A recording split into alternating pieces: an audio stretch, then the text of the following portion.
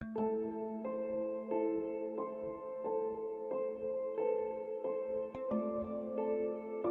baca artikel bahwa itu air itu dijadikan kebutuhan ya Bu? Iya, biasanya kalau kita di sawah kan buat bersih-bersih juga di sawah. Buat kita kalau habis dari sawah kita bersih-bersih baju, lumpurnya apa segala kan di situ. Tapi kalau sekarang ya nggak bisa, gatel. Ya, untuk dampak dari kasus ini ke masyarakat kira-kira apa ya? Ya baunya dari udaranya itu, kalau misalnya tiap pagi kayak siang kadang aromanya kalau habis hujan langsung semerbak sekali.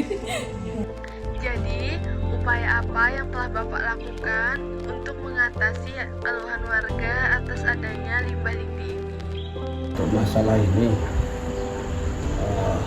kami sudah berusaha menyampaikan dari masyarakat kami sendiri. Saya sampaikan ke kelurahan dan jawaban dari kelurahan juga sudah bersurat ke DLH, dan sampai saat ini juga kita sudah dapat hasil dari pemerintah kota sendiri.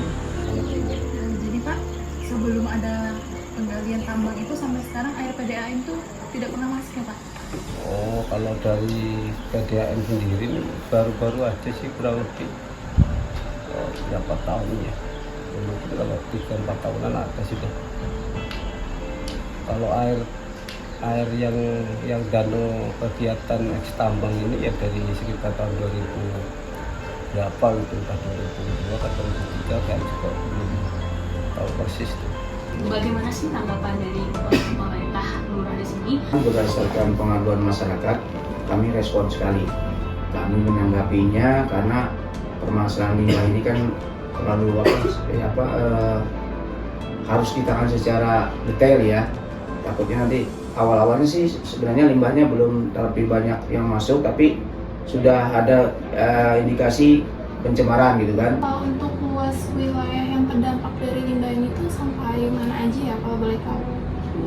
Kurang tahu persis, sedikit sih yang kena dampak, karena memang begitu masyarakat kena dampak langsung kita tangani. Dari pihak Dinas Lingkungan Hidup sudah menangani hal itu, jadi dampaknya tidak terlalu meluas. Nah, bagaimana dengan izin dari PT Arjuna sendiri?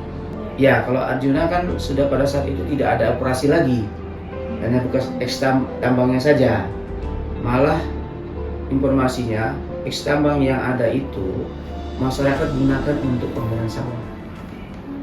TPA Sambutan direncanakan untuk dibangun pada tahun 2006. Pembangunannya berlangsung selama 2 tahun, yaitu dari 2009 hingga 2010. Setahun setelahnya, yaitu pada tahun 2011, TPA Samarinda pun mulai dioperasikan. Dalam beberapa tahun berikutnya, masyarakat sekitar pun mulai protes terhadap aktivitas TPA Sambutan, yaitu terkait dengan truk sampah yang melewati jalan di sekitar. Sebagai bentuk protes, warga pun menutup akses tersebut agar truk sampah tidak bisa melewati, dan akan hal itu pemerintah pun menjadi kebingungan. Aktivitas pembuangan sampah pun dialihkan ke TPA Bukit Pinang. Namun pada tahun 2022 kemarin, TPA Bukit Pinang mengalami kebakaran hebat selama 1 pekan yang disebabkan oleh overload sampah. Akibatnya aktivitas pembuangan sampah pun kembali dipindahkan ke TPA Sambutan. Masalah tidak serta-merta berakhir di sini, karena saat musim hujan tiba, air lindi dari TPA Sambutan mengalir ke Kubangan, yang mana itu akan melimpah ke dalam kolam bekas tambang, yang mana kolam bekas tambang itu dijadikan warga setempat sebagai sumber mineral yang tentu saja merugikan warga setempat, karena air lindi tersebut mencemari sejumlah kolam ikan milik warga hingga area pertanian. Kita juga berkunjung ke Dinas Lingkungan Hidup untuk menanyakan terkait kualitas airnya. Apakah DLH telah melakukan penilaian terbaru terhadap kualitas air di wilayah ini? Jika iya, apakah hasilnya menunjukkan bahwa air masih layak untuk digunakan? Dan jawaban dari DLH adalah meskipun kadar oksigen dalam air rendah, hasil pemantauan menunjukkan bahwa kualitas air masih layak untuk digunakan oleh manusia.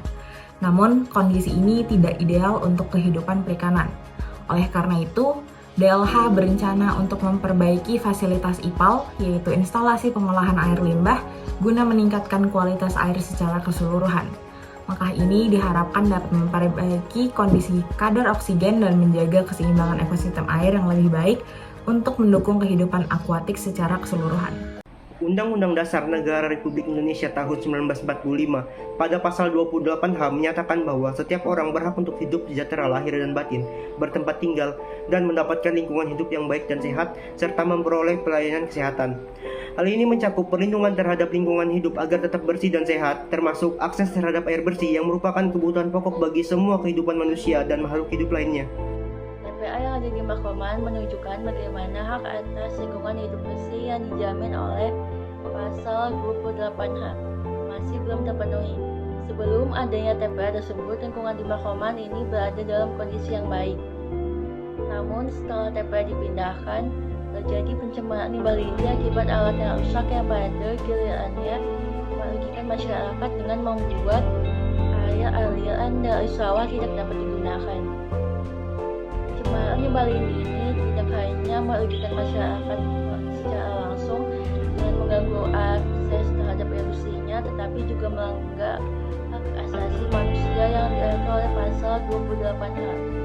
Penyelesaian dari permasalahan pencemaran limbah yang terjadi di Makroman dapat dilakukan dengan cara melakukan evaluasi menyeluruh terhadap sistem operasional TPA dan sistem pengolahan limbah, termasuk perbaikan dan peningkatan infrastruktur dari instalasi pengolahan air limbah di TPA tersebut.